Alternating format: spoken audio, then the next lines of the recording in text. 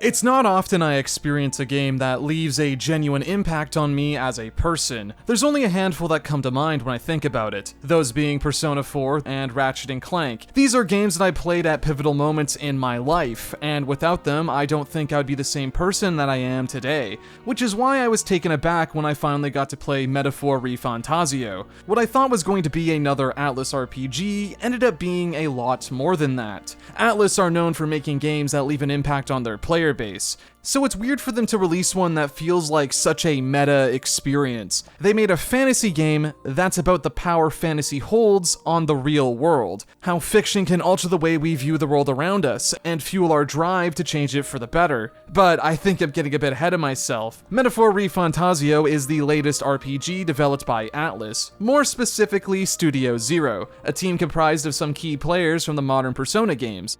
I've been around long enough to vividly remember when Metaphor was first announced. It was clear that this was nothing more than a proof of concept, but what was shown was very striking, so I waited with bated breath to hear more about this title. But after this initial trailer, Atlus went radio silent on this game for years. For the longest time, it felt as though this game was never going to come out, and some people genuinely thought that it got cancelled. However, on one fateful day after a small hiccup, it was finally revealed that Project ReFantasy lived on, now officially known as Metaphor ReFantazio. Let me tell you, when I say that I was excited for Metaphor, I really mean it. I'd go as far as to say that this is one of my most anticipated releases in a very, very long time, though it was also the one that I was the most concerned about. When there's nearly a decade from reveal to release, the stench of troubled development lingers in the air. The optimist in me was hoping that this long cycle was because Studio Zero wanted to make the best experience that they could, but at the same time though, I was never fully able to rule out the possibility of mismanagement, overpromising and underdelivering. A game that redefines the way we look at fantasy? That's certainly a lot to live up to. Metaphor ReFantazio is a bold new direction for Atlus. It's the culmination of every lesson learned from their previous games, ranging from mechanics, storytelling, and thematics. It's a game that pays loving tribute to the past 30 years of RPGs, but still manages to carve its own name in that ever-evolving tree. However, holding the notion that Metaphor is a perfect experience would be a lie. In a world where everything needs to be either a masterpiece or a complete failure, Metaphor certainly leans towards the former. However, certain bad habits that have plagued some of Atlus's most recent titles still shackle it down, though not in the ways that you might think. This is by far the most Atlus game the company has released in a very long time, for better and for worse. This one has been a long time coming. But before we continue, let me ask you something. Have you ever seen a really cool piece of merchandise that you wanted to buy, only to find out it's sold exclusively in Japan? I know I have, which is why I'm happy to tell you about Zen Market. Zen Market is an online Japanese proxy store that helps you purchase and ship goods directly from Japanese retailers, without the need to know the language or having access to a Japanese address. The service is available in 19 different languages and allows you to purchase items from over 10,000 Japanese stores. Zen Market takes pride in its ability to get you your items quickly and safely. Let's cut to the chase. We're Atlus fans here, so we don't get a lot of the really cool merchandise in the West. But, thanks to Zen Market, we no longer have to watch on in envy. With just a few simple clicks, you can purchase whatever you like, just as you would with any other vendor. What's great is that Zen Market has a 60-day free storage period. This means if you want to add more to your order later, you can do so without having to pay any consolidation fees. Zen Market is trusted by over 2 million people worldwide, and even offers loyalty programs to returning customers. The best part is that they've got a special offer going on right now. By signing up using my link in the description, you'll get yourself a free 1,000 Zen points that can be used to get 1,000 yen off of international shipping. It's a great way to try out the service for yourself. Once again, major thanks to Zen Market for sponsoring today's video. In the Kingdom of Euchronia, there exists many different tribes. These range from the completely fantastical all the way down to the totally mundane, at least by our real-world standards. Despite what the name of the kingdom might entail, to say that the people of Euchronia live in harmony would be a bold-faced lie. Underneath the exterior lies intense racial politics. From a young age, the people of these tribes are taught not to accept one another, but to hate, to discriminate and profile their fellow commoners. Some tribes believe they hold more importance over others due to their political and social influence, while others are lambasted and ostracized due to common stereotypes and rumors. Out of all of the tribes though, not many get it as bad as the Elda. On the outside, they might look to be regular people from our real world. However, in Euchronia, it's a bit of a different story. Humans do exist in metaphor, however, they're these thoughtless abominations, and the worst part is, they're immune to almost all forms of conventional weaponry. It's a common theory that the Elda are connected to humans in some way, and this results in the Elda tribe having a bit of a bad reputation. And if you think this sounds bad enough as is, it actually gets worse, believe it or not, because on one seemingly innocent night, the current king of Euchronia is assassinated, with the culprit being one Louise Guillaburn. You see, Louise here is after the royal throne for himself, because he has his own aspirations of fixing this broken world. While Louise talks a big game about building a world of equality, his true ambitions are much more sinister. This is a truth that's painfully obvious to our heroes, but the people of Euchronia latch on to that optimistic outcome anyways. The small chance of salvation from this nightmare is too tantalizing to ignore. It's these ambitions that rocket Louise up the popularity polls, making him the second most likely to take the throne. You see, instead of a traditional election, the next king of Euchronia will be dictated by the royal tournament. It's essentially the same thing, but with magic involved to prevent some underhanded tactics. Now, it's worth noting that there is an heir to the throne already, the king's son, the prince. However, about 10 years ago, there was an attempted assassination on his life. While the general public believed that the prince died when he was inflicted with a curse, the reality is that he's actually being held in a discreet location. That's where we come in. Due to Louise's sudden interest in furthering his political influence, it's not hard to deduce that he may have been the one responsible for what happened to the prince. The prince and our protagonist Will were childhood friends. The royal family took Will in when his village was burned to the ground, and the two quickly became like brothers. Despite the world being this fucked up place for anyone classified as different, the prince broke the mold by treating Will as an equal. The two boys bonded over a shared dream of a better world, which is why they would always find themselves indulging in the world of fantasy. One book in particular depicts a world where race isn't a dividing factor. Rather, our differences are celebrated. A world where people are able to put aside their prejudice and work together to create a technological landscape, far beyond the eyes of any reader. This is why Will is more than up to the task of tracking down Louise and finding a way to break the curse that sent the prince into his deep slumber. The opening hours of Metaphor are rather impressive. Something that a lot of fantasy stories tend to struggle with is finding an initial hook that not only grabs the attention of the viewer, but keeps it locked down with an iron grip. What sets a good opening from a bad one is rather simple. I find that opening sequences that get right to the point to be preferable over the longer, more drawn-out ones. Final Fantasy VII does a great job at this. The opening hour of 7 is this impressive action set piece, one that does a good job at introducing the gameplay mechanics and the story's central conflict. Since that world shares a lot of resemblance to our real life, it's easy to latch on to some of the analogs present. You can fill in the blanks just by subbing out a few of the more out-there concepts with more grounded examples. Shinra is an evil company that's abusing the planet, and Avalanche are a freedom-fighting group trying to stop them. But we quickly learn it's not all that black and white, as Barrett, the leader of Avalanche, believes that violence and destruction is the only way to get the message across. It's an interesting and layered conflict, and FF7 managed to introduce that to players without breaking much of a sweat. Metaphor's opening is significantly longer, but a lot of that has to do with the fact that this game throws a lot more at the player at once than something like FF7.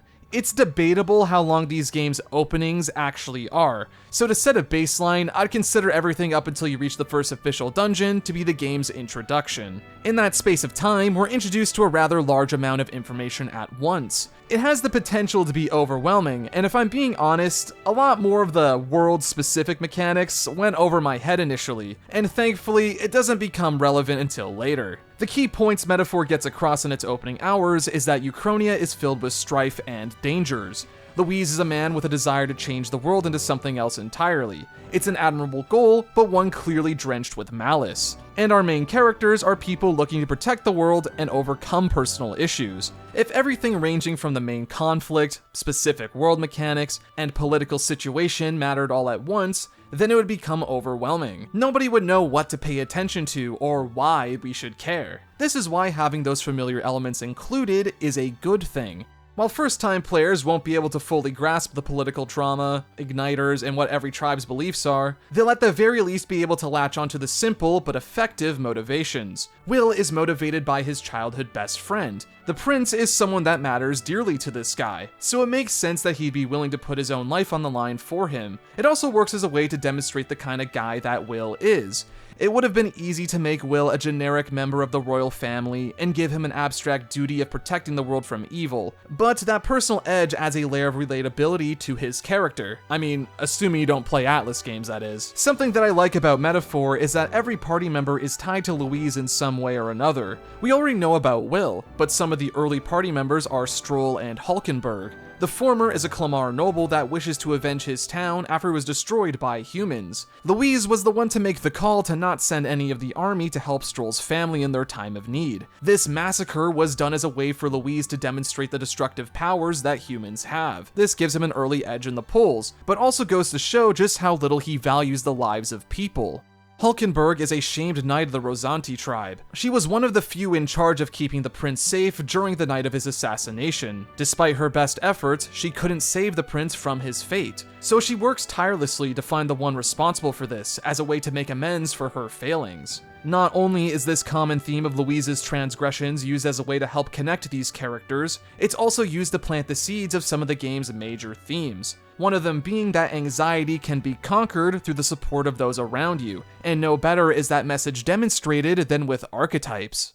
Okay, so I wasn't entirely sure where to fit this into the intro, so let's just go over it now real quick. In Metaphor, whenever someone is able to conquer the anxieties that chain them down, they'll be granted with this exceptional power known as archetypes. It's easy to draw comparisons to Atlus's very own Persona games when it comes to this aspect of the story. I mean, how could you not?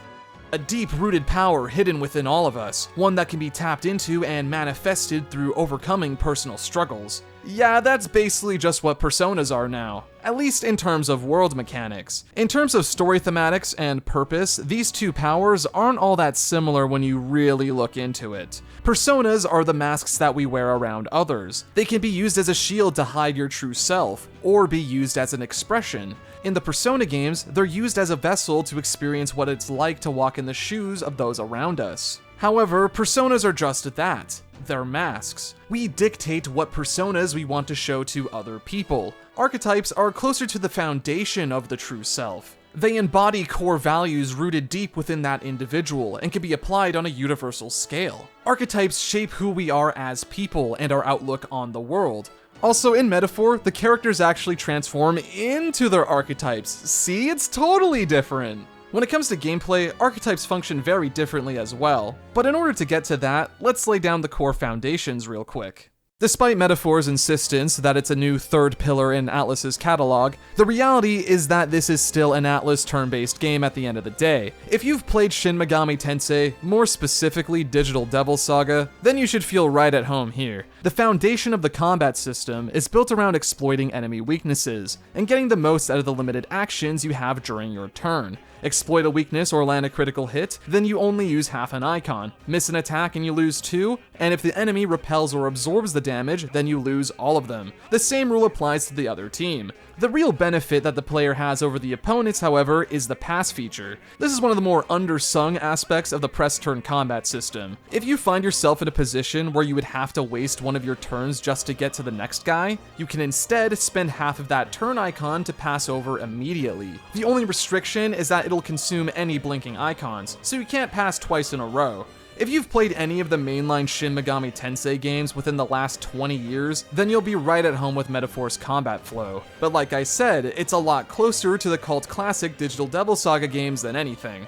Much like those games, Metaphor puts an emphasis on party member cooperation. Aside from the obvious stuff like party member synergy, Metaphor brings back the combo skill system. Now dubbed synthesis skills, these special attacks are your heavy hitters. By combining the power of 2 or more party members, you'll be able to unleash especially potent skills. These can range from previews of skills you can eventually learn yourself to exclusive abilities. Those ones in particular are especially desirable. It might be tempting to just spam these skills to high heaven due to their damage output and overall utility, though much like DDS, this is kept in check through resource balancing. Every synthesis skill has a base cost of 2 press turn icons, and the resource cost is taken from every participating character. Where Metaphor separates itself from DDS isn't so much in the core idea behind synthesis skills, but rather it's how these skills are implemented in their respective structures. Metaphor borrows the calendar format from the Persona series. Dungeons are meant to be marathons that are completed over the course of a few sessions. Granted, that's not how I play the game, but that's the intention. MP restoration is incredibly rare in Metaphor, since you're meant to take breaks from the combat. If you want to get the most out of your dungeon visits, then you need to carefully consider what types of skills you use and when you want to pull out the big guns. See what I mean? It's the same idea, but the context makes it feel almost entirely unique. Digital Devil Saga's influence doesn't end there either. I'm certainly not the first one to notice this, but the archetype system featured in Metaphor shares some similarities with mantras from DDS. It's almost as if Atma avatars and personas had a baby, and Atlus immediately put it to work. Archetypes are Metaphor's main combat gimmick. They're the source of your party members' powers, and are meant to symbolize their heroic traits. In terms of gameplay, archetypes are essentially your character classes. There are 15 different lineages, all of which specialize in different aspects of combat. Mages, warriors, thieves, snipers, all of those classic Final Fantasy tropes are here and accounted for, though with an Atlus-flavored twist to spice things up.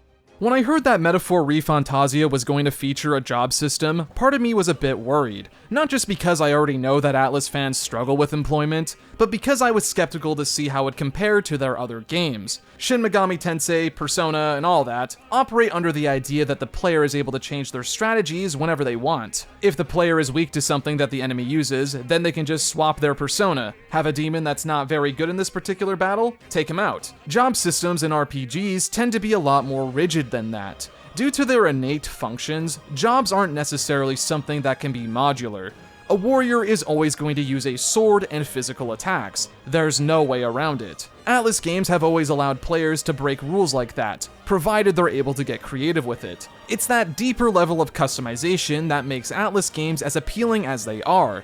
So the idea of going for a more traditional experience, while interesting, did come with some reservations. Thankfully, Metaphor's archetypes ended up being a lot more flexible and Atlus-themed than I was expecting.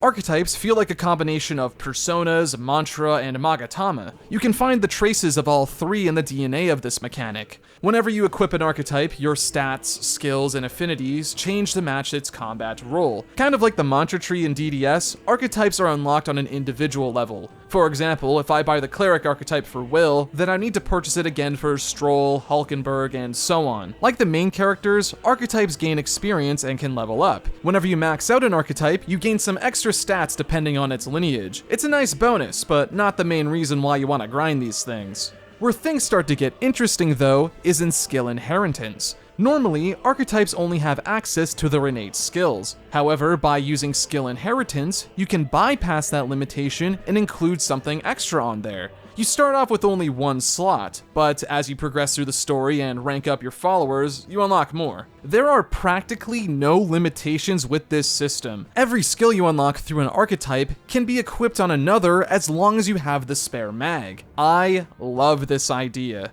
On paper, it might just look to be a worse version of Digital Devil Saga's mantra system. Depending on how you look at things, yeah, that's true. Technically speaking, Metaphor's archetypes come with a lot more restrictions than Atma avatars do. In those games, you could optimize all 8 skill slots, while Metaphor only gives you about half. What a lot of people don't realize about game design is that restrictions are the core of creativity. When you're able to pick and choose anything you want to put on your party members, it runs the risk of inflicting choice paralysis. Ironically, infinite freedom doesn't do much in promoting experimentation. Metaphor putting restrictions on the number of skill slots you have, and also providing a few base skills, does more to inspire. You can build your archetypes in ways that give them more versatility. Maybe you want to toss a healing spell onto an archetype like the Brawler, so those HP skills don't bother you so much. How about throwing on an elemental spell for the sake of weakness coverage? Maybe you want to have some extra MP while using a certain archetype due to the cost of some skills. The guidelines offered by an archetype's base skills works wonder in getting players on the right track for optimizing builds. When it comes to the main combat mechanics of Metaphor, that's honestly about it. As I mentioned, if you've played any other mainline SMT game before this, Metaphor should feel like slipping into a comfy pair of shoes. It's familiar, it works well. I love the press turn combat system. It's genuinely my favorite battle system in turn-based games. But this is all stuff we've seen before. I bring up those classic games because they served as a template for what Metaphor wants to accomplish in a gameplay sense. And as much as I do enjoy this game's combat, as will become apparent, part of me feels as though that Studio Zero might have played things a bit too safe. From reveal to release, Metaphor ReFantazio was marketed as this bold new direction for Atlus, one that had nothing to do with Megaten at all. Now, this wouldn't be the first time Atlus has done this. Believe it or not, there's a lot more to this company than SMT and Persona. Breaking away from your comfort zone as a creative is a bit tricky. The last thing you want to do is try something for the sake of being different, only for it to blow up in your face. However, in the same way personal growth stems from venturing into the unknown, the same is true for artistic growth. This is something that Atlus has been very good at in the past. You look at games like Trauma Center, Catherine, Mach X, Etrian Odyssey, and while you see splashes of the familiar, those games actively worked to distance themselves from the popular kids, which makes them stand out. Catherine is a game that focuses on the romantic relationships between adults, the backbone of which is built on puzzle-solving gameplay. What's interesting about Catherine is that it was developed by the minds behind Metaphor. The game was initially an engine test for Persona 5, before it evolved into something much bigger. Catherine was a very weird game. It's hard to think of any others like it, so it's obvious that Hashino and Studio Zero aren't afraid of experimentation. This means that Metaphor's decision to use familiar mechanics and design was deliberate. As someone who is already deeply familiar with these mechanics, I was hoping that this was going to be the opportunity to try something new, but unfortunately that isn't the case. However, it didn't take very long for me to get over this, since upon actually playing the game, I came to realize that my expectations were not in line with what Metaphor is trying to be. Something that I noticed are that the ones that are the most vocally disappointed in Metaphor are the ones that were looking for something brand new. They saw the marketing and made the rightful assumption that Metaphor would have new mechanics, or at the very least, it wouldn't reuse press turn. But the thing is, I don't believe that was the intention for this game. Metaphor was never trying to be this reinvention of Atlus combat mechanics. Instead, the game is a celebration of the past, taking ideas that came before this one and reapplying them in a brand new context. Sure, individual facets of Metaphor might not be unique, but it's the contextual glue that binds these systems together where the familiar becomes refreshing. I have this theory where the only difference between a homage and shameless reuse is whether or not the thing in question is any good. Here, I'll do it right now! Sonic Frontiers is further confirmation that the series is shackled by its past and afraid to wholeheartedly move forward. Its interesting ideas are underdeveloped in favor of reusing the same level design and aesthetics over and over again in a vain attempt to hold on to those longtime fans. One of the best parts about Sonic Frontiers is how it manages to push the franchise in a bold new direction, while paying loving tribute to the franchise history. I've never played this game before, but I know half of you are nodding your head to that statement. Oftentimes, I feel alone when it comes to my passion towards turn-based combat. It's pretty easy to tell that I care about this stuff a lot, and it's hard to find many people that feel the same way. I hear it all the time. An RPG can have terrible gameplay as long as the story is good, as if gameplay isn't the core foundation for this stuff. If gameplay didn't matter, then why the fuck do you people keep asking for remakes that change it? Yeah guys, Innocent Sin is a great game as long as you ignore this melatonin-ass combat system. Who cares if all you have to do is hit auto battle and instantly win? The story is so good! For a while now, I feel as though Atlus games have been suffering from unrefined gameplay systems. It's sometimes felt as though the combat of games like P3R are an afterthought. They might look cool and visually stunning, but the actual design tends to be lackluster, trying to coast off of game feel alone. That's not really enough for me, you know? I like it when my gameplay serves a good purpose for the experience, whether that be in elevating the game's themes or breaking new grounds in terms of combat mechanics and design. The best of the best manage to do both, and it's something that Atlus has flirted with in the past. My main example tends to be the original Persona 3 and Strange Journey. Those are games that try to use their main mechanics to enhance the experience, while also offering something a bit more unconventional compared to their contemporaries. Metaphor's combat doesn't quite do that, which I find to be unfortunate. The closest I can think of is the obvious subtext regarding teamwork and expanding our horizons through different perspectives, but nothing in the combat itself screams storytelling. Where Metaphor's combat lacks in narrative substance, it makes up for it in creative and fulfilling game design. To put it bluntly, Metaphor is one of the most gamey-ass video games I've played in a while, and it's done in a way where it feels explicitly made for me, even though I know it wasn't. I knew I was in for a good time the moment I got this sick fire sword after beating an optional boss at the start of the game. It's one that can be only wielded by the warrior lineage. This meant if I wanted to take advantage of that piece of gear, one of my party members would have to fundamentally change their role in combat. However, due to the way the archetype system works, this actually presents more opportunities than limitations. Sure, I have to use a warrior, but how I build that character and what they'll do in combat is only limited by my strategic abilities. Player choice matters a lot to me. I believe that most players are better at games than devs give them credit for. This is part of the reason why I prefer older games. It felt as though they were a lot more comfortable with throwing people out into the water since they knew deep down you were ready to swim. Metaphor's design harkens back to that area in so many ways, ranging from difficulty, game mechanics, and even level design. I just can't help but love this direction because it's unapologetically trying to appeal to a certain crowd, the ones that care about turn-based combat. From the get-go, Metaphor is comfortable enough to present the player with multiple class building choices. By the time you reach the end of the first dungeon, you already have access to multiple classes to assign to your party members, all of which have their own unique equipment and passive effects. You're not just limited to one member of each lineage. You can have a full party of brawlers if you really want. I wouldn't recommend it personally, as that class uses HP for their skill cost, but that's something that can be worked around through smart play. You could go for a more balanced team with all sorts of coverage, maybe double up on one class while having someone else fill in the blanks. But remember, with skill inheritance, you have a bit more flexibility than you think. It doesn't take long for Metaphor's customization to truly open up, with the second major dungeon serving a great role in getting you used to that. This is a skill you're going to want to refine, because for the first time in a while, we got an Atlus hard mode that actually means something. So, Metaphor takes on an interesting approach to its difficulty compared to other Atlus games. Normally, the only difference between normal and hard is raw stats. Usually, values are multiplied on higher modes, and it's an okay solution. Sometimes it works well and makes the game more enjoyable for me. Other times, it's like Nocturne, where the elements that I do enjoy are sandwiched between the literal gates of hell. Metaphor takes on a slightly more nuanced approach. Stats are adjusted, obviously, but now, hard mode actually gives the enemy team one extra press turn icon. Now, this only applies to the standard random encounters. Bosses are closer to what you would expect out of a hard mode from this company.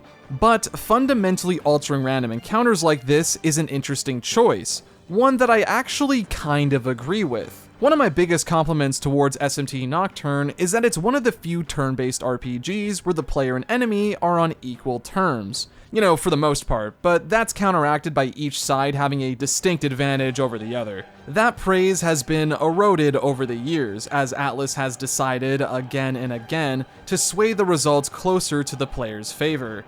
Automatic instant kills, free attacks that function off of cooldowns, stupid overpowered techniques that can't miss or be blocked, the whole 9 yards.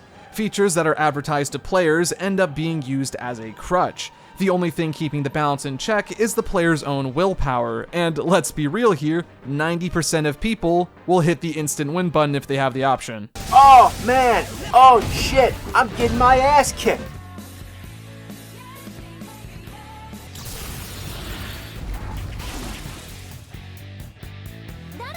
Giving the enemy an extra turn might sound like overkill if you have a limited experience with Atlus titles. The player has a lot at their disposal, so it only makes sense to design a difficulty that encourages the use of all of your techniques. One extra turn might not seem like a whole lot, but if you're not careful, it can quickly snowball out of control. Combine that with hard mode's higher damage values, and you need to make every action count.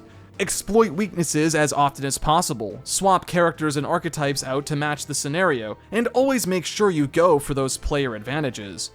Metaphor was the first Atlus game I've played in a long time where I genuinely felt challenged. I like to think of the difficulties of these games like a hill. The beginning can be a bit tough, you're still getting used to the mechanics and aren't entirely sure what to expect out of the design. Death and failure is to be expected during this time, both in game and real life, but after a certain point, you reach the apex of that hill. Where and what that is varies between games, but after crossing this invisible line, a domino effect occurs. What was once a fairly challenging but doable task suddenly becomes a joke. Some people get a massive thrill out of breaking these games in half, and I do too to an extent. I always try to get the best gear and skills for my party whenever I play an RPG, but where Atlus has been slipping lately is that the path to achieve that level of power is basically given to you for free and too early. Fill in your own example here. Metaphor doesn't have anything like that. Sure, there are mechanics that the player can use to their advantage to gain an edge, but the game is balanced entirely around that. I would be singing a vastly different tune if synthesis skills were like Showtime's in Royal, an ultimately boring ability that provides the player with a ridiculously unfair advantage, with zero cost or consequences.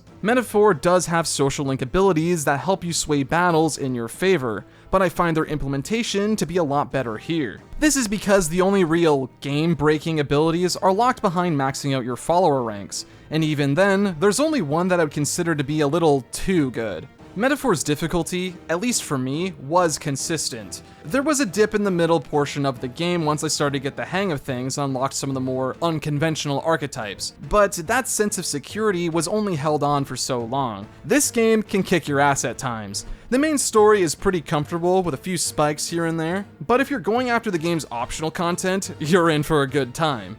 There's this hunting board to take on an ever-growing roster of stronger and deadlier creatures. These can be fun challenges if you tackle them as soon as they're available, with the added benefit of netting you a lot of cash and some courage points.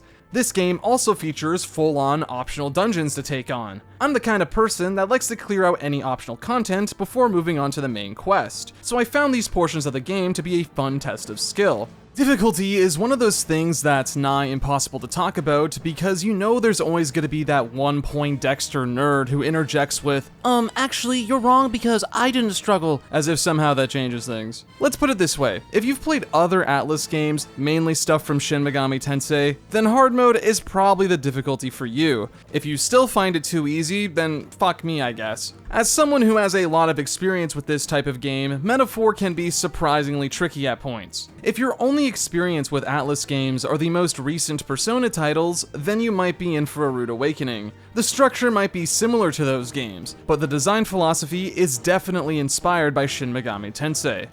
Playing Metaphor honestly brought me back to my early days with those games. There were a few moments where I would hit a wall and be stuck there bashing my head against it. I would need to try out all sorts of strategies, adjust my parties, find a playstyle that's right for me, and eventually conquer the foe. It's been a while since I've played an Atlus game that's made me feel this way, and it's a sensation that I greatly missed. Oh, but dude, the final boss, holy shit. Star Shatterer Louise is actually insane. During the final dungeon, you can do these optional challenges to make the final confrontation easier. I ended up ignoring this advice because I felt as though my team was good enough to take on any challenge that was thrown my way. It was the end of the game after all, so may as well go out with a bang, right? Little did I know the pain I was going to be in for the next day because god damn. If you make a beeline straight for Louise, his second phase gets an immense power boost. He has 80,000 HP, has access to the strongest attacks available, can inflict any status ailment of his choice, and by default, he has 8 turns. I repeat that, by default, he has 8 fucking turns! And he can give himself even more than that and take away yours. This shit was Atlus hard, and if you've been around long enough, you know exactly what I mean by that. Do yourself a favor and make sure you get the accessory that drains the enemy's turns when you dodge an attack. I forgot to buy that one before entering the point of no return. Heizme got a lot of use that day, that's for sure. When I finally defeated Louise and ended his tyranny, I was so fucking happy, man. It's been a long time since I felt that way when finishing a game. This is easily my new favorite final boss that Atlus has ever designed. As much as I loved Metaphor's core combat mechanics and design, it's not without flaws. Sure, every game has them, but what's strange to me is that, for as polished as Metaphor is in a lot of areas, there's a few sore spots here that stand out, and it's not in the areas you might think. This might sound a bit harsh, but there were a few oversights here that come off as a bit amateurish for this company, which is shocking to say considering how long this game was in development for. A lot of these are user experience issues, but there is one big gameplay decision that I can't say I agree with at all. To get the small stuff out of the way, Metaphor's customization screen is not the greatest. It's rather messy, and there's no way to save your loadouts as a preset. This matters a lot more than you might think. You're constantly changing your party members' archetypes, and every time you do so, the game will assign that character whatever equipment has the highest raw value. The reason this is annoying is because a lot of the gear in Metaphor comes with secondary effects. If you had a particular build in mind for that specific class, then you need to manually re-equip all of your preferred gear every time you change classes. Since this is done on a per character basis, you need to absolutely make sure that you have the right stuff equipped, or else you can enter a battle with a shitty build. There's not even a way to favorite your preferred gear to easily find. There are sorting options, sure, but I find that they don't help all too much outside of finding something of a different rarity. Presets would go a long way.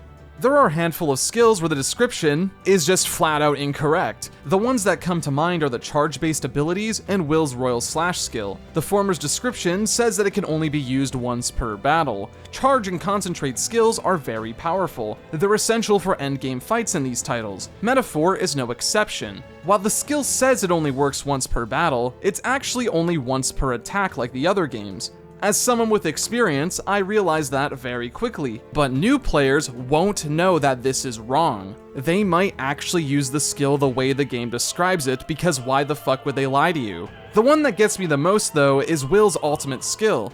Royal Sword is the final skill of the Prince archetype. It's your standard Hashino ultimate ability, a physical-based almighty attack that does massive damage. Now, when a skill mentions that it's physical-based, that's the tell it will scale off of your strength stat. Frigid Fortress Tactic is one that springs to mind immediately. It's a physical attack that deals elemental damage. You'd think that Royal Slash would be the same, but that's not the case at all. Despite saying that it's a physical attack, this skill scales off of whatever your highest attack stat is. I went with a magic build for my playthrough. I liked the play style and it allowed me to mix and match my party members more freely. So when the game told me that this skill was a physical almighty attack, I spent the remainder of my level up points on getting my physical stat up to snuff. It turns out that I didn't need to do that at all, and there's nothing in the game that tells you about this. Part of me thinks that the only reason why this is called a physical skill is because Will literally swings his sword during the attack animation. And if that is the case, then what the fuck is wrong with you guys? Metaphor has been out for over a year, and this issue still hasn't been fixed.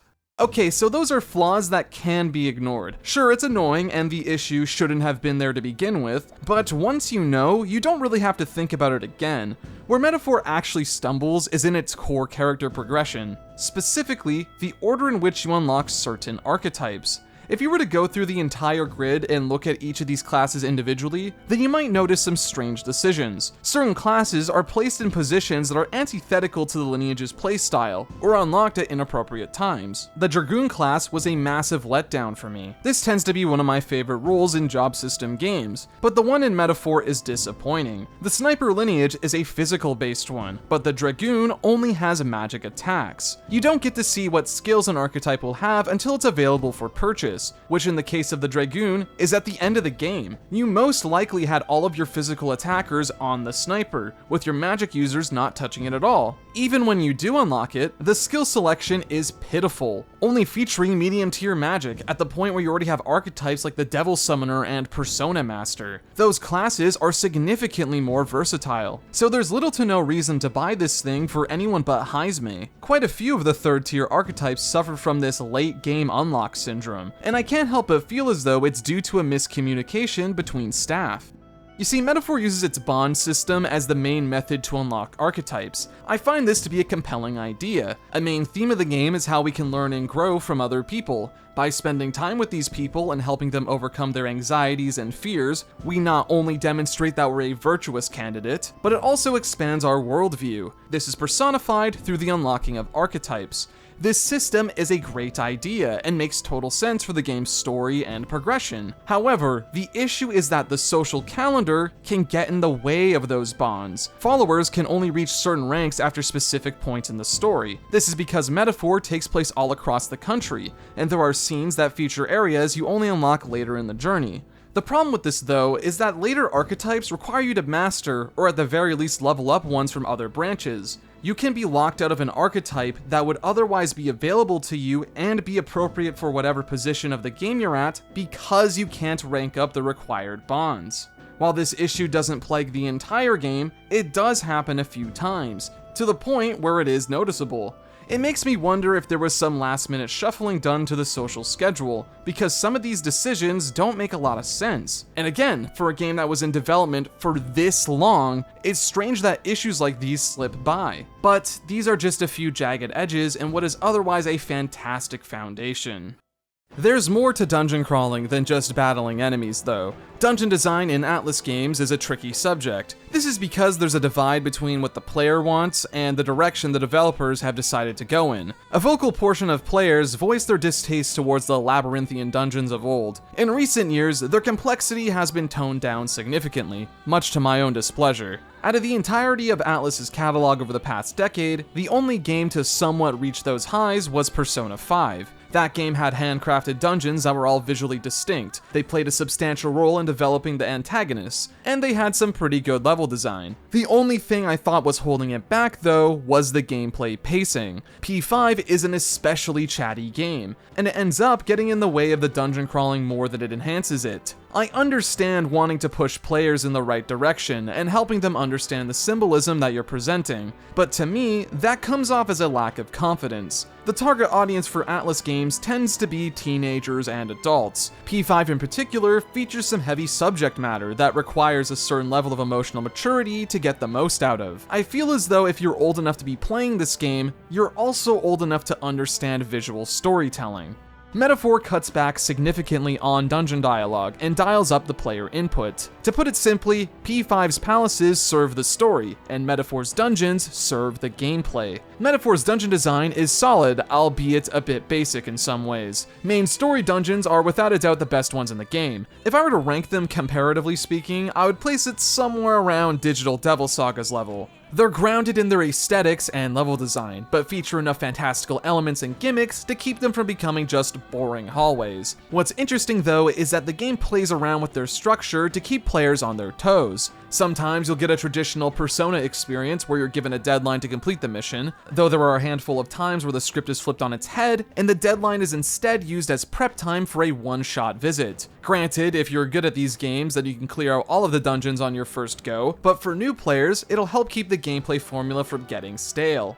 What's cool is that this game features a lot of optional dungeons, and unlike P5, they're all handcrafted. Granted, they're pretty basic. It almost feels like a direct 3D conversion of a classic Final Fantasy dungeon. They even have the little hidden paths tucked in the walls to find some bonus goodies. I wouldn't exactly say any of these things are stellar. They're a way to host the game's side quests and optional hunts without forcing players to revisit main dungeons. It also adds some scale to the world. The Kingdom of Euchronia is presented as this massive country. It only makes sense that Atlus would use that to their advantage and let us explore around a little outside of the main cities. It's pretty obvious that these smaller dungeons didn't get the biggest budget in the world, but if there's anything Atlus is good at, it's working within constraints. I at the very least prefer this to Mementos. The intentional design just makes it a bit more memorable. Metaphor has all of the building blocks to create top-tier dungeons. The issue, though, is that the level design is incredibly spacious. There's a bit of tedium running from place to place, because the rooms are designed to facilitate the fast battle system. Now, this is pretty cool.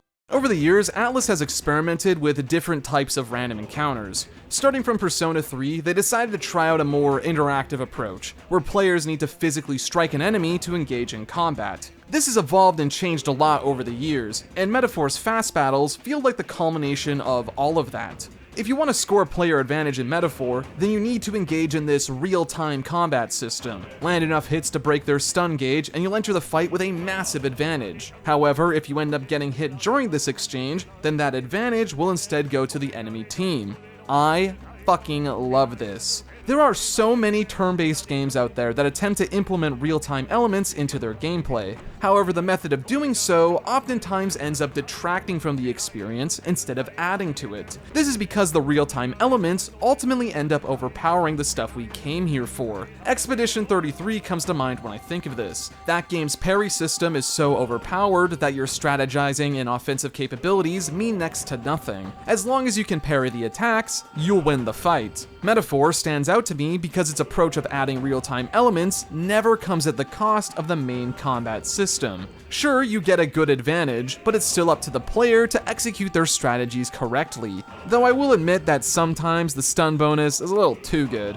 What I love about Metaphor's fast battles is that it highlights the importance of archetypes and character builds. Every class has its own unique weapon type, and that weapon is what you use to engage the enemy with. The Seeker uses a short sword for lightning-fast attacks, super useful for a get-in, get-out approach, while the Warrior's broadsword is slower but packs a bigger punch. It even comes with super armor to tank a few hits without giving away the advantage. The Sniper can take out enemies from afar, but you need the proper distance to do so, or else you're stuck with this dinky melee attack. What's cool is that the enemy's elemental affinity actually factors into these skirmishes. It helps blur the line between these two battle systems. Apparently, this combat was inspired by action movies, and you can totally see it. There's this cinematic quality to it all. You participate in these fast-paced opening attacks, only to move the fight to a much more intimate setting, one that promotes strategy and forward thinking. Hell, if you outright overpower the enemy, then you can transform fast battles into baby's first Kingdom Hearts game. You have no idea how vindicated I feel after so many people gave me shit for what I had to say about Reload's ambush system. I guess when Hashino left Persona, he took multiple weapon types with him. When taking the fast battle system into account, it's obvious why the dungeons are designed the way they are. They can't be too cramped or else all hell breaks loose. Whether you prefer the fantastical, otherworldly feeling of palaces or the more grounded dungeons in Metaphor is up to preference. I think the former has higher highs. I can remember a lot of that game's unique dungeon gimmicks like the airlock puzzle, Shido's rat trap, and Kanashiro's bank codes. Metaphor doesn't quite reach that point, but it also doesn't fall as flat in the areas that P5 does. You're getting a more consistent experience here, and depending on who you are, you might value that more. Metaphor ReFantazio may not have reinvented the formula like some people wanted. In some way, I agree. Metaphor was initially conceived as a brand new step for Atlus, something that wasn't Persona or Shin Megami Tensei.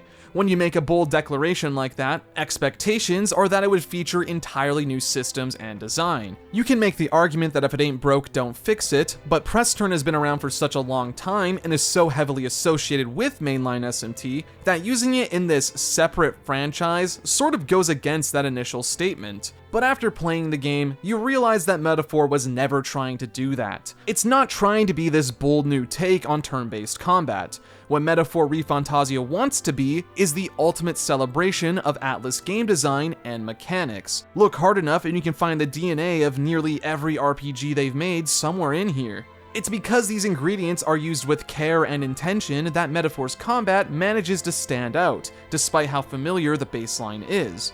Playing through this game brought me back to some of my earliest experiences with Persona. The thrill I would get from conquering a tough foe, a never-ending sense of curiosity with the areas I ventured through, the hours I would spend trying to optimize my characters to fit my playstyle. While Persona doesn't fully live up to those memories, Metaphor managed to recapture something that's sorely been missing for me. And if there's one thing I can give this game credit for, it would be that. Yeah, there's some dumb shit in here, but it's not even close to being enough to actually be detrimental to the overall experience. The fact of the matter is, I got almost exactly what I wanted out of Metaphor's gameplay, and it feels so good that I can say that.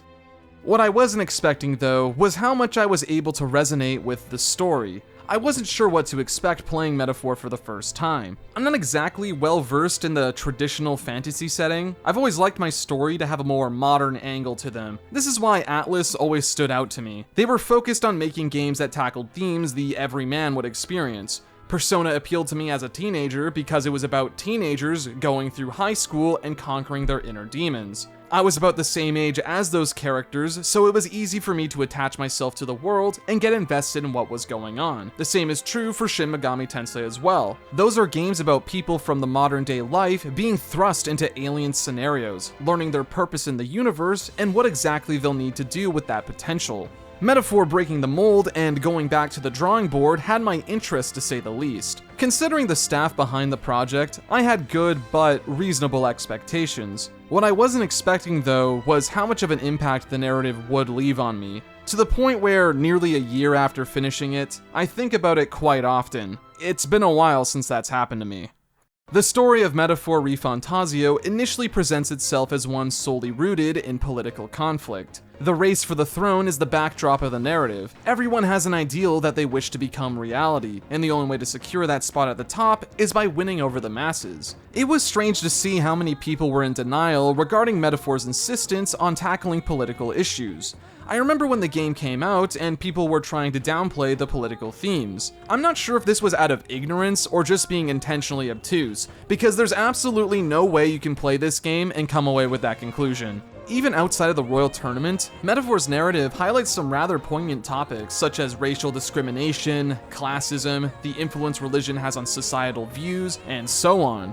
This isn't even the first Atlus game to touch on these subjects, so the idea that Metaphor would somehow be above talking about this stuff is crazy to me. I wouldn't be surprised if the same group of people said the same thing about the political commentary in Persona 5.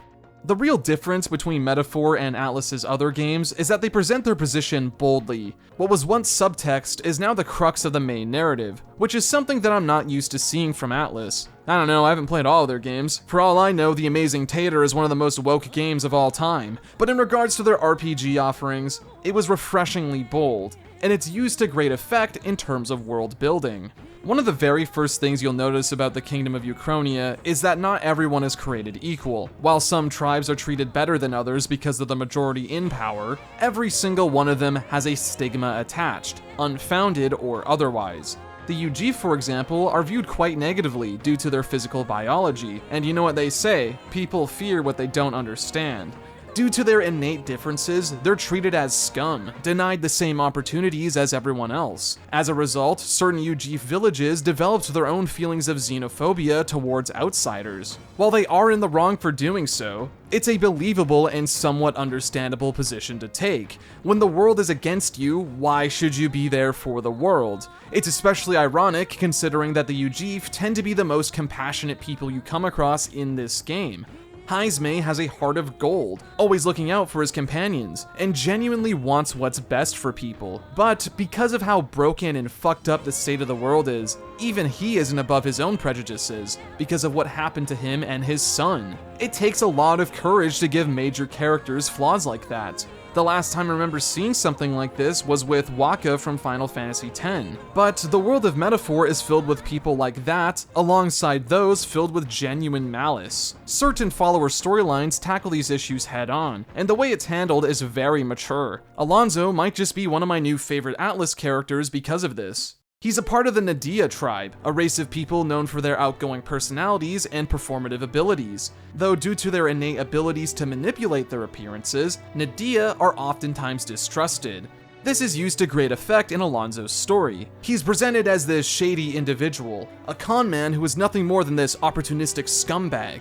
At least, that's how he's initially presented to us. Much like the Nadia themselves, looks can be deceiving. Alonso grew up as an orphan before being adopted by his Parapus mother. She had a huge heart and raised Alonso like he was her own son.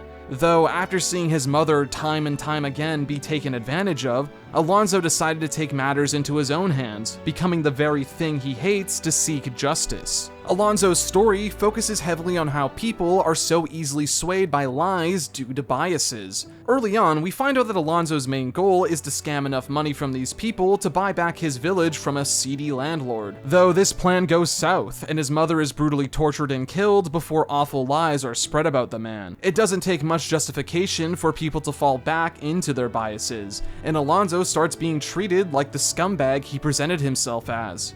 It gets to the point where he seriously considers taking his own life right before our eyes. While Alonso's story has a happier outcome than you might expect, it's still not an ideal one. This is all the motivation we need as the player to want to change this shitty world.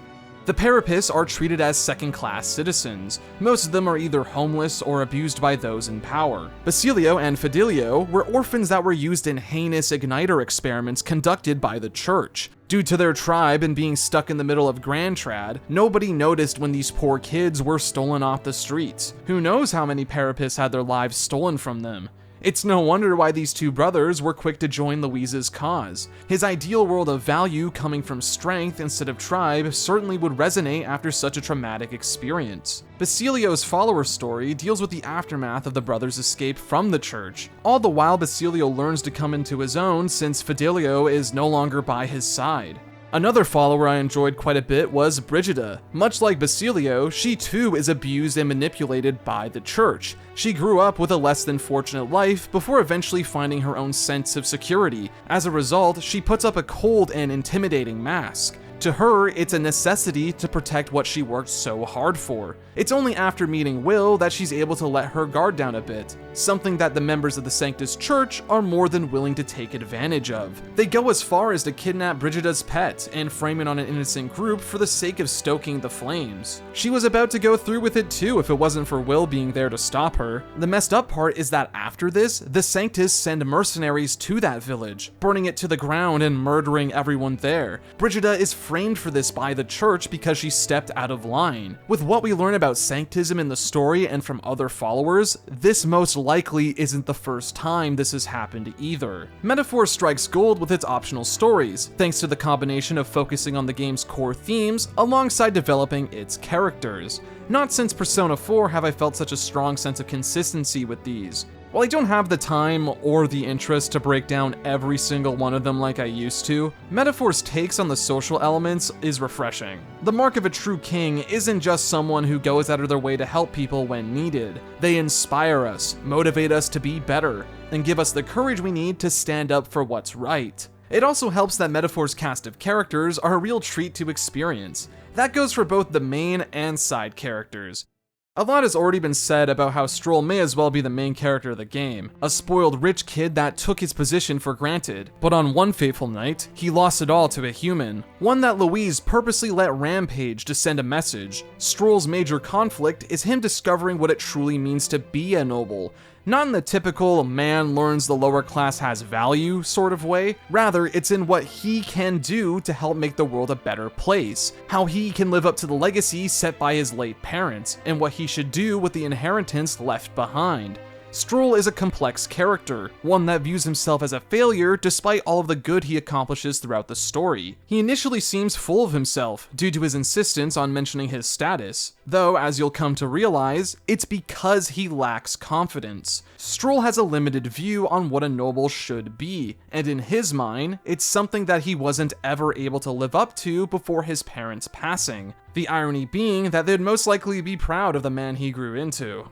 Yufa is a character that takes a rather nuanced approach to religion. While you might expect for her story to be about learning to denounce her pagan beliefs, in actuality, it's about embracing the positive values that it promotes. Yufa was raised to believe that her destiny would be to sacrifice herself to the dragon Et. It's a tradition that's been carried on for generations. At first, Yufa struggles to accept the truth behind her belief, falling back on history as a form of comfort. When you're raised to believe the world works in a certain way, it takes a lot of convincing to make somebody believe otherwise.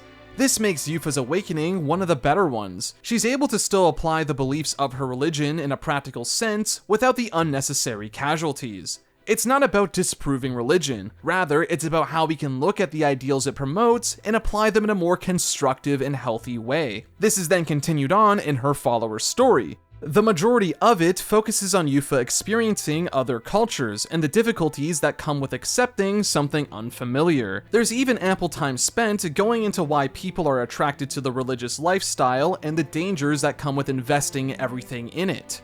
Metaphor's main cast are all these multi-layered individuals. People tend to write off the calendar systems of these games as unnecessary, and I can't help but feel as though they're missing the bigger picture here. Because Metaphor allows the player to slow down and get immersed into the world, we manage to have a better understanding of these people and their culture. It's no coincidence that every major character you meet derives from a different tribe. These slower paced moments allow us to get a firm understanding of them as people, while simultaneously demonstrating how much of a toll the state of the world takes on the average person. This allows for the main story to focus on all of the conflict surrounding Louise and Forden without potentially undermining the social issues the game presents. The passage of time is a huge part of how politics works. It's not something that can be changed overnight. These things take time to be implemented. People need time to reflect on current events and decide what the best step is going forward. If Metaphor dropped the calendar system and the structure that comes with it, then I can easily see the story being a lot less effective. It also allows for the character growth to feel a lot more natural, which is important due to the subject matter that Metaphor covers. I think it's safe to say that, aside from Louise, the real villain of Metaphor is our anxiety. The fear of the unknown and how that uncertainty causes us to lash out at others. Anxiety in Metaphor is personified through Magla. Think of it like the source of all magic. Throughout the game, Magla exists in this weird position. We're not quite sure what exactly it is, why some people can see it, or really what it even does. Going through the game gives us some context clues, though we're eventually told the truth before the final act of the game. It turns out that Will's book depicting a utopia society was less a fictional setting, and more so something of a history book. Generations ago, we discovered Magla for ourselves. Instead of using this new resource to benefit the world, our innate anxieties took over. Mankind effectively weaponized fear, starting an all-out war that destroyed the world we once knew. The ones left behind would end up mutating thanks to the overwhelming Magla, with the most unlucky ones being the humans we see today. When this element of the story is explained to the player, suddenly everything made sense to me. It took until near the end of the journey, but it finally clicked why this game is called Metaphor to begin with. Metaphor is a game about anxiety and how dangerous it can be. It can make you feel isolated from others, feeling as though you don't belong because you're different. A deep-rooted fear of taking up responsibility and the crushing expectations that come with it. Stepping into the unknown is one of the most terrifying things we can do. As people, we value security. Comfort zones exist because familiarity makes us feel safe. Uncertainty is the exact opposite of this. When an outcome is seemingly out of our control, it can cause panic. We don't want to live worse lives than we already do, so it's easier to just enjoy what we have now to the best of our abilities. But the problem with that, though, is that complacency is damaging to the world around us. In the world of Metaphor, everyone recognizes that the kingdom is in need of a new leader to fix the world, but only a scant few have the courage to attempt such a thing. The longer we allow ourselves to be ruled by anxiety, the closer we get to breaking down and losing control of our lives. We lash out, hurt ourselves and those around us. In the worst case scenario, we become nothing more than a shell of our former selves. The most fucked up part is that anxiety and fear can be weaponized to get others to believe in falsehood. Metaphor does this a few times. I already mentioned the Church of Sanctism and how they use their influence and status to manipulate those around them. However, the more impactful example for me is with the game's major antagonist. But before we get into that, it's important to talk about Metaphor's take on fantasy, as it serves as a backdrop to the game's final confrontation. What comes to mind when you think of fantasy? Chances are you imagine a world that's far beyond the realms of possibility.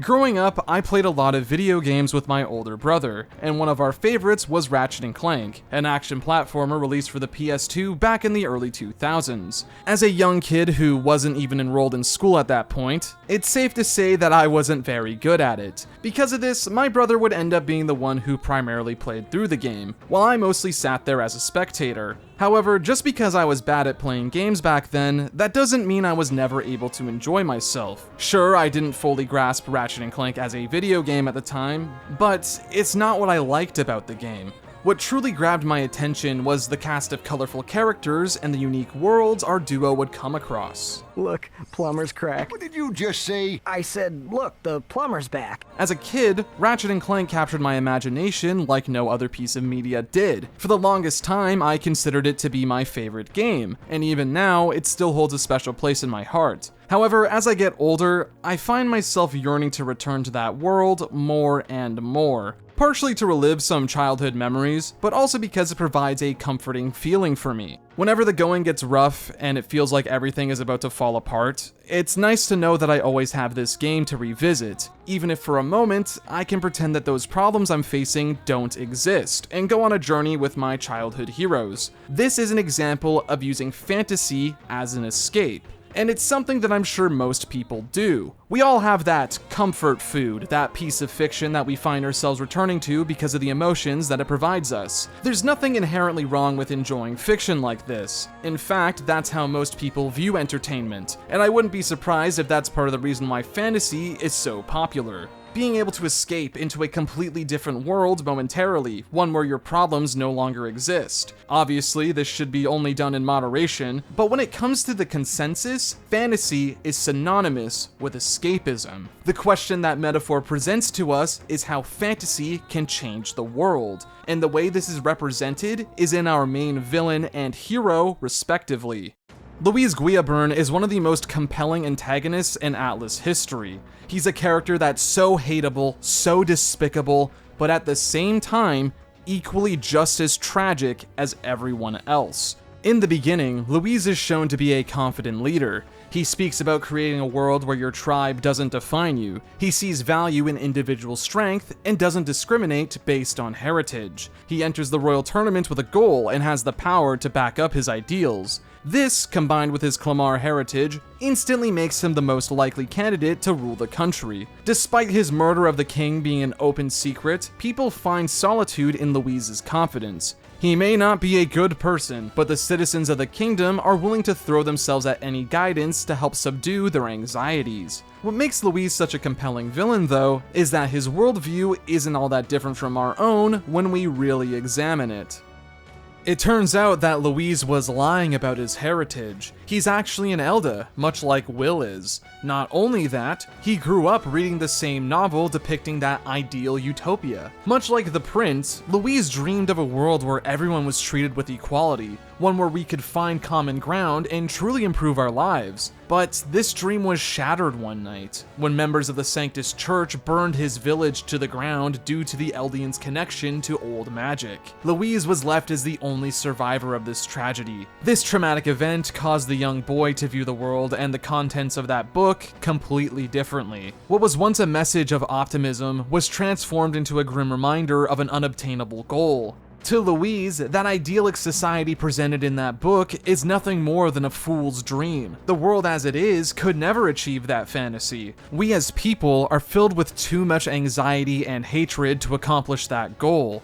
In a lot of ways, Louise is right. His situation only began because the kingdom failed him and his people. We're wrecked with so much anxiety that making such a great change is nigh impossible. So Louise's solution to this problem is to start over from scratch. He plans on using the Royal Scepter, an artifact containing an exuberant amount of magla, to turn everyone into humans. Those with the willpower to overcome their anxieties will be spared and be offered the opportunity to help build a new world. What Louise wants to accomplish is despicable. This plan, while framed as one stemming from equal opportunity, is anything but that. Not everyone is created equal. Some people have trouble managing their anxieties, but are still good at their core. Louise's nihilistic view of the world is one that's somewhat understandable. Ultimately, Louise is a victim of a failing kingdom. He's a victim of the anxieties that plague the world. He lost everything he cared about at such a young age, and no matter how you look at it, it's tragic.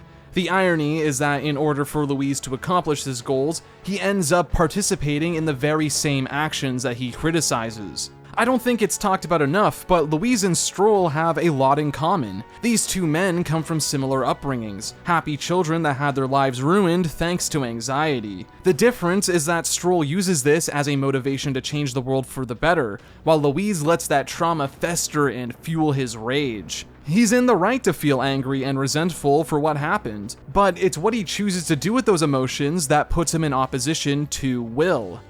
Will is one of the more interesting Atlus protagonists. In these games, silent protagonists tend to be a vessel for the player to experience the world. They tend to not have defined characters outside of a select few personality traits.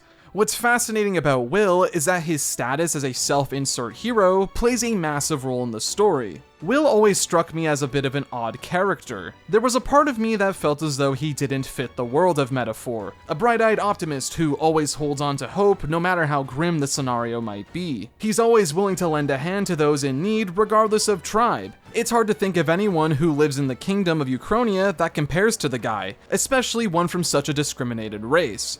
In a way, it's a bit unrealistic, and that's because Will himself isn't exactly real. Will is actually the prince's will. From a young age, the prince always dreamed of traveling the world and going on adventures, though due to his age and frail body, that was an impossibility in his real life. As a result, the prince would immerse himself in fantasy, using books as a way to escape from a rather dull and lonely childhood. By reading these books, the prince developed a sense of justice and a yearning for his world to become like the ones from his novels. Will is the literal personification of the prince's heroic ideals.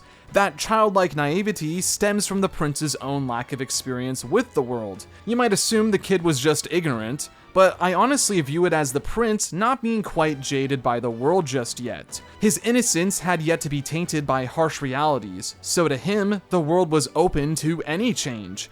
For all intents and purposes, the prince is the main character of the story, with Will acting as an extension of himself. This works well on multiple layers.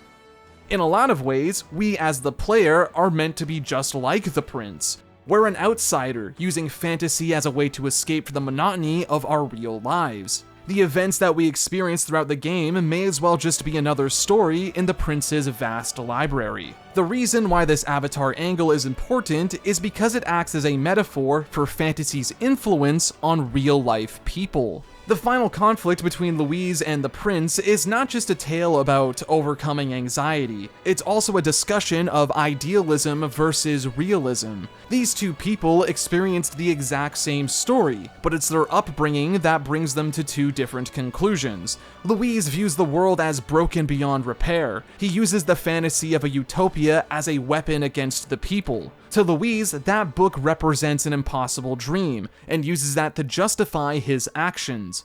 The prince, on the other hand, takes away a different message. Fantasy should serve as an inspiration for great change. However, sometimes that fantasy isn't all that it's cracked up to be. But that doesn't mean the idea behind the utopia is flawed. We might not be able to escape there like we always wanted to, but that doesn't mean we can't take those lessons and make our world a better place. Ultimately, Metaphor is a story about how fantasy can be used as fuel to help us face our anxieties head on. While it won't be easy, that doesn't mean we have to face those fears alone. And you know what? Even as an adult, that's a message I appreciate hearing. As someone who struggles a lot with their own insecurities and anxieties, it can sometimes feel like things are just one day away from falling apart. For a while now, I've been wondering if that spark that kept me going down this path had died out. I was afraid that what I'm passionate about was nothing more than just a fading interest. That one day I would throw in the towel and abandon what used to mean so much to me. I'm not sure if I'll ever fully get over that anxiety, but if there's one thing that Metaphor taught me, it's that I shouldn't let those fears rule over my life. It might be a bit overdramatic to say that, but it's the truth. Fantasy can really change people in the way that they least expect it, and I appreciate Metaphor for giving me that reminder. Metaphor ReFantazio is an amazing experience, one that I've held close to me since I initially finished it. It's hard to think of many other games I've played in recent memory that have stuck with me as much as this one has. On top of being a fun video game to play, it has a deeply profound message that I genuinely believe a lot of people would benefit from hearing. However, I do empathize with those who were let down by this one. A nearly 10-year development cycle is no joke, and what they have to show for it is an ultra-refined version of ideas that they've already used before. Maybe there's one or two new things in here, but Metaphor is more so focused on being a greatest hits collection of game design, mechanics, and story, rather than being the most wholly unique thing in the world. If you go in with the expectations that Metaphor is going to be a completely new Atlus experience, then I can see why you'd be a bit let down. But if we were to look at Metaphor for what it's trying to be, rather than what it isn't, then this is without a doubt the best Atlus game to come out in a very, very long time. Where Metaphor suffers though is that, despite the long development cycle, parts of the game lack polish. Even after all this time, I still feel as though it was cut short. There's a specific part of the game that reeks of cut content. There's all the setup for a major dungeon, but it ultimately gets brushed aside in favor for a single boss battle. This comes right after a major twist in the story too, so there isn't enough time to fully absorb that portion of the game.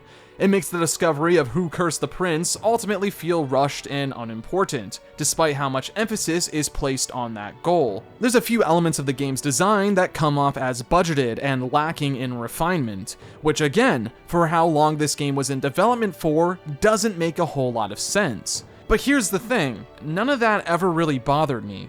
Yes, those are flaws and they should be acknowledged, but Metaphor is so much more than any low points that might be there. There was nothing in this game that ever made me groan, no moments where I was left scratching my head due to poor character writing. I was starting to get a bit worried I was falling out of love with Atlus and their games. In the past, they meant a lot to me, but in recent years, I find myself getting more and more frustrated with certain decisions. I was starting to think that these games just weren't for me anymore. Playing through Metaphor acted as a reminder as to why I care so much about this stuff to begin with. These games are a lot more than just lines of code on a screen. They're artistic expressions made by people with something to say, and I'm happy that I got the opportunity to hear them out. I can't call Metaphor a masterpiece, because that would imply that there's no more room for improvement. I doubt Studio Zero would even accept that title anyway. Complacency is the death of growth after all, and I doubt this team would be satisfied after just one attempt. Metaphor ReFantazio means a lot to me, but that doesn't mean it's not something that can be topped. And who knows, maybe one day, that magnum opus will be more than just a fantasy.